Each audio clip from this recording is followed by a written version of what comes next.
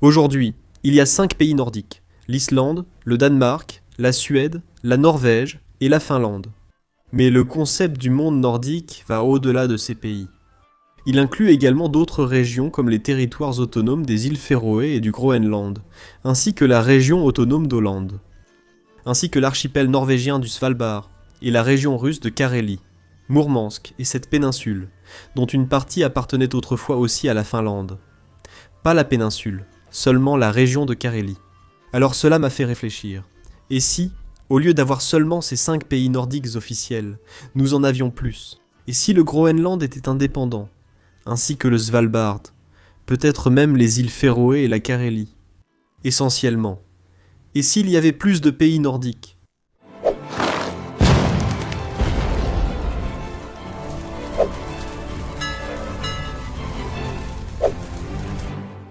Commençons par le Groenland. Le Groenland a beaucoup fait parler de lui ces derniers temps. Encore une fois, le gouvernement américain renforce son idée de vouloir l'acheter au Danemark. Cela semble insensé, et ça l'est. Mais la réalité est qu'au cours de l'histoire, les États-Unis ont acheté la majeure partie de leur territoire. Si le propriétaire ne veut pas vendre, il est inutile d'essayer d'acheter. Et même si le Groenland appartient techniquement au Danemark, c'est un lieu à part entière. Je veux dire, ils ont leur propre drapeau vraiment cool, même s'il ne suit pas la norme de la croix nordique, et un blason super stylé avec un ours polaire sur un bouclier bleu. Le Groenland est la plus grande île de la planète. Il est situé entre les océans Arctique et Atlantique. Aujourd'hui, il accueille une population assez petite d'environ 56 000 personnes, mais il est habité depuis des milliers d'années, principalement par des Inuits, dont les ancêtres ont migré d'Amérique du Nord par l'Arctique. Aux alentours de l'an 982, des colons norrois menés par Éric le Rouge ont établi des colonies au Groenland, qui sont restées jusqu'à leur disparition vers le XVe siècle. Ces colonies ont coexisté avec les communautés inuites pendant des siècles. Après avoir été redécouvert par des explorateurs européens plus tard, le Groenland est devenu une colonie danoise au XVIIIe siècle, puis un comté danois en 1953, avant d'obtenir l'autonomie interne en 1979, suivi de l'autonomie renforcée en 2009. Ces étapes ont accordé au Groenland l'autonomie sur la plupart de ses affaires internes, comme la gestion des ressources et même les affaires judiciaires, tandis que le Danemark conserve le contrôle de la défense et des relations étrangères. Le gouvernement du Groenland a entrepris des démarches progressives vers une plus grande indépendance, mais ce processus a été quelque peu ralenti par leur volonté de s'assurer qu'il serait économiquement viable en cas d'indépendance. Mais le transfert d'autonomie montre en quelque sorte qu'ils sont déjà effectivement indépendants. Ils ont juste besoin de créer un ministère des Affaires étrangères, quelques ambassades, et peut-être trouver une solution militaire pour assurer leur défense. Économiquement, ils dépendent fortement de la pêche, qui représente la majeure partie de leurs exportations, ainsi que du tourisme, qui connaît une croissance régulière en raison de l'intérêt pour les paysages arctiques spectaculaires. Le Groenland dispose aussi de ressources inexploitées, telles que des terres rares, et des combustibles fossiles, attirant ainsi une attention internationale importante. Le changement climatique ouvre de nouvelles possibilités pour l'exploitation minière et le transport maritime à cause de la fonte des glaces, mais il menace aussi les modes de vie traditionnels. La position stratégique du Groenland explique pourquoi il suscite soudainement autant d'intérêt de la part des États-Unis, non seulement en raison de sa proximité directe avec la Russie à travers l'Arctique, mais aussi à cause de son importance globale dans la région arctique. Pendant la Seconde Guerre mondiale et la guerre froide, le Groenland avait une importance géopolitique similaire, et les États-Unis y ont même établi des bases militaires à l'époque. Cela pourrait être un compromis pour eux, puisqu'ils souhaitent l'acheter. Le Groenland n'a jamais été totalement indépendant, mais sa quête d'autonomie reflète une identité propre, fortement marquée par un mélange d'héritage inuit et norrois, ainsi qu'une confiance croissante dans la gestion de son avenir. S'il était un pays à part entière, il serait le 12e plus grand du monde, devant l'Arabie Saoudite, et juste derrière la République démocratique du Congo. En termes de population, cependant, il se classerait au 187e rang, juste derrière la minuscule île des Bermudes. Leur PIB par habitant est assez élevé en raison de la faible population. Le 21e au monde, mais ils sont 140e en termes de PIB, soit le même que le petit pays africain du Burundi. S'ils rejoignaient l'UE et l'OTAN après leur indépendance, je pense que leur viabilité économique et leur situation de défense seraient garanties, et que le pays resterait stable. La seule chose qu'ils auraient à changer, c'est leur drapeau, afin de suivre la tendance nordique. Passons maintenant à une autre région autonome du Danemark, les îles Féroé. Ils ont déjà un drapeau nordique, un fond blanc avec une croix nordique rouge bordée de bleu. Leur blason est aussi cool que celui du Groenland, sauf qu'au lieu d'un ours polaire, ils ont un bélier. Les îles Féroé se composent de 18 îles volcaniques accidentées dans l'océan Atlantique Nord, situées entre l'Islande, la Norvège et l'Écosse. Avec une population d'environ 54 000 personnes, dont la plupart vivant sur la plus grande île, Streymoy. Les Féroéens conservent une identité distincte enracinée dans leur héritage norrois, dans la langue féroïenne, qui est étroitement liée au vieux norrois. Je veux dire, réfléchissez à cela, ils ont pratiquement la même population que le Groenland. Mais ils sont 155 fois plus petits.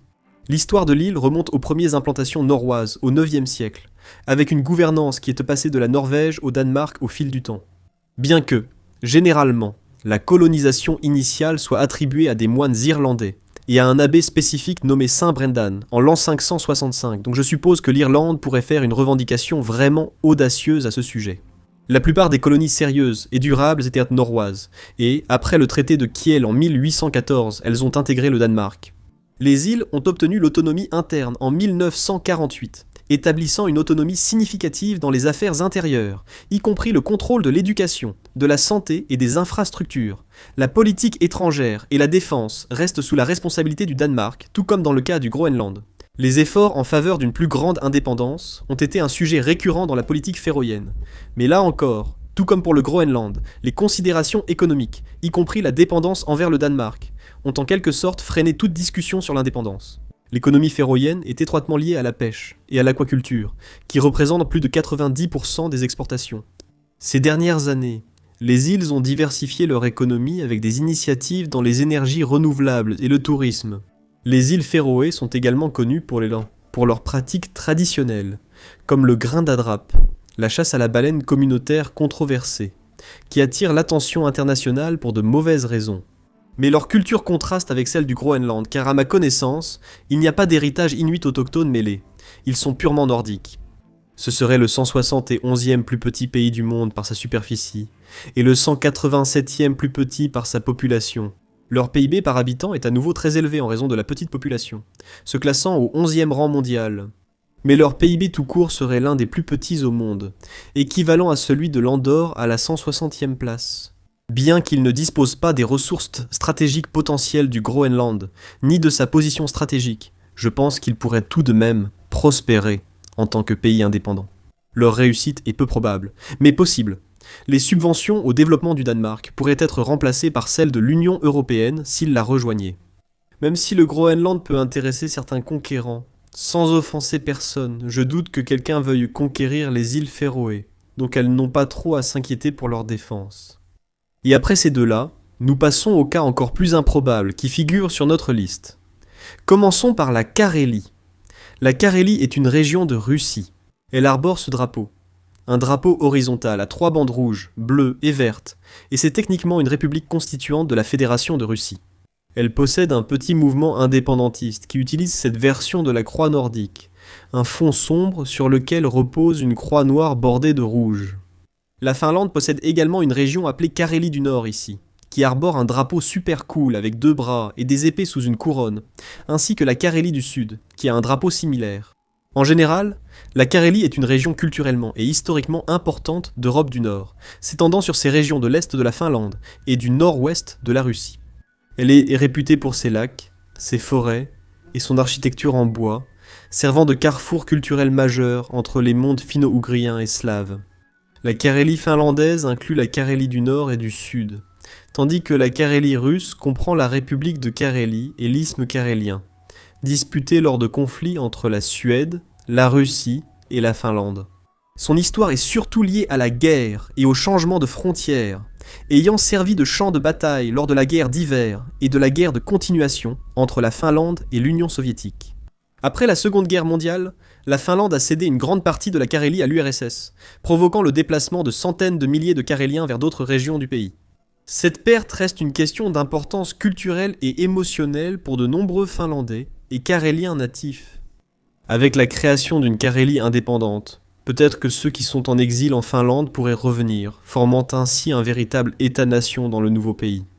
Ils influencent déjà fortement l'identité nationale finlandaise. C'est le berceau du Kalevala, l'épopée nationale de la Finlande, compilée à partir de chants populaires caréliens. La Carélie russe, quant à elle, abrite un mélange de populations russes, caréliennes et vepses, totalisant environ 600 000 personnes. Lorsque les Caréliens ont dû fuir en Finlande après la guerre d'hiver, environ 400 000 l'ont fait, dont la population totale de ce nouveau pays hypothétique pourrait dépasser le million d'habitants.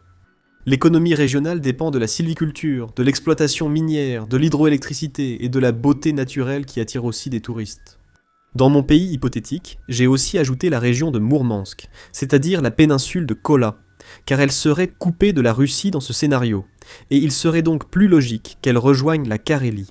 De plus, les revendications territoriales du mouvement national carélien, le principal mouvement indépendantiste, inclut ces territoires, souhaitant le rétablissement de l'indépendance carélienne et la création de conditions de vie confortables pour les peuples autochtones, les Caréliens, les Vepses, les Pomors, et comme ces territoires s'étendent si loin vers le nord, dans ce cas, les Samis également.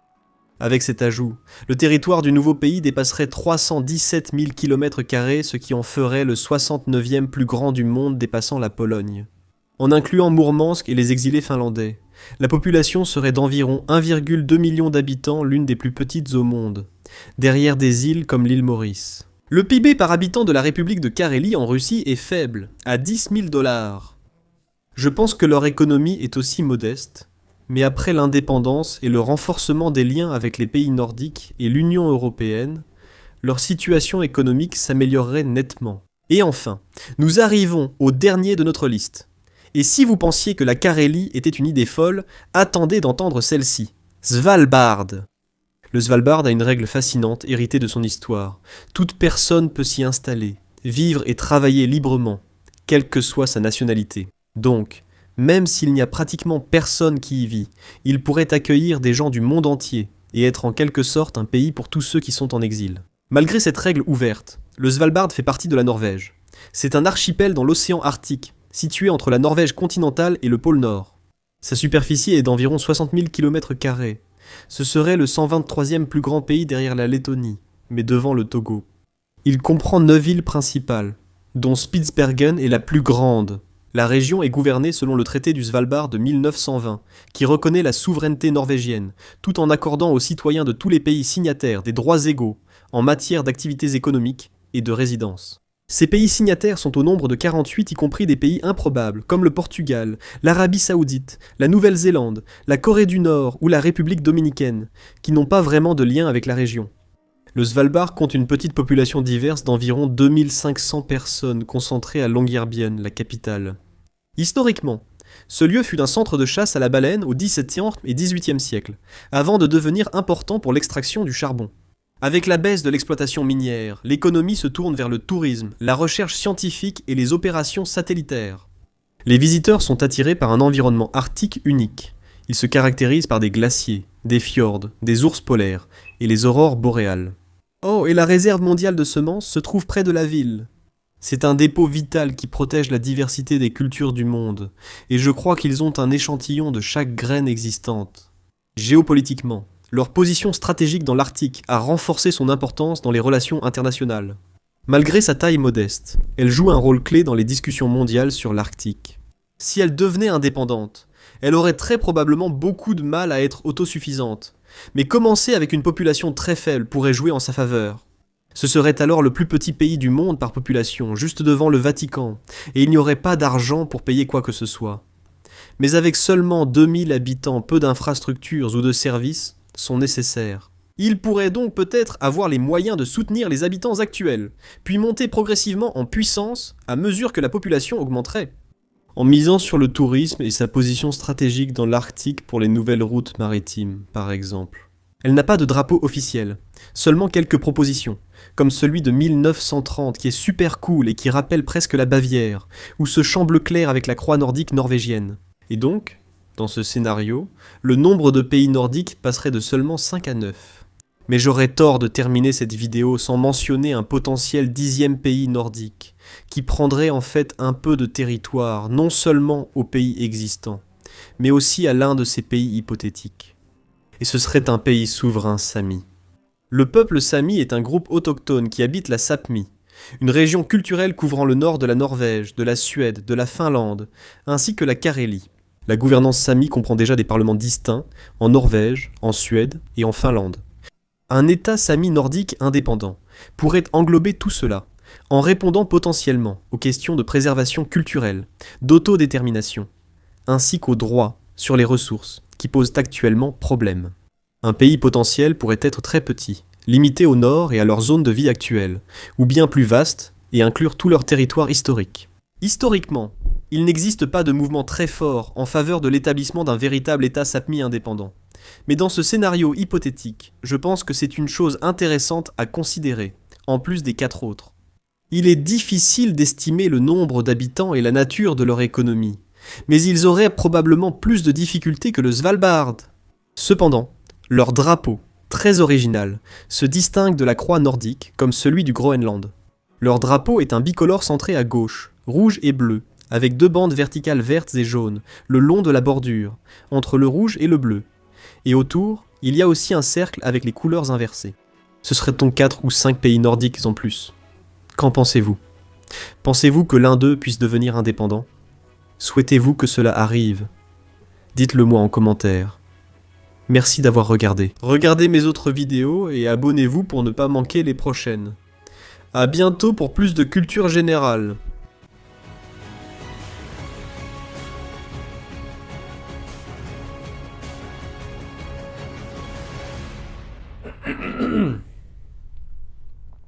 Est-ce que je tombe malade? Peut-être. Ma voix est un peu rauque. Je ne sais pas. C'est bizarre. Je n'ai pas enregistré de vidéo depuis environ 2 semaines. J'en avais déjà fait avant. Alors peut-être que j'ai juste oublié comment parler. Autre chose d'Esmagme que j'ai déjà montré auparavant, mais c'est juste un gars qui traîne dans le... Il traîne dans son jardin. Et je l'ai choisi parce que les jours commencent enfin à rallonger un peu.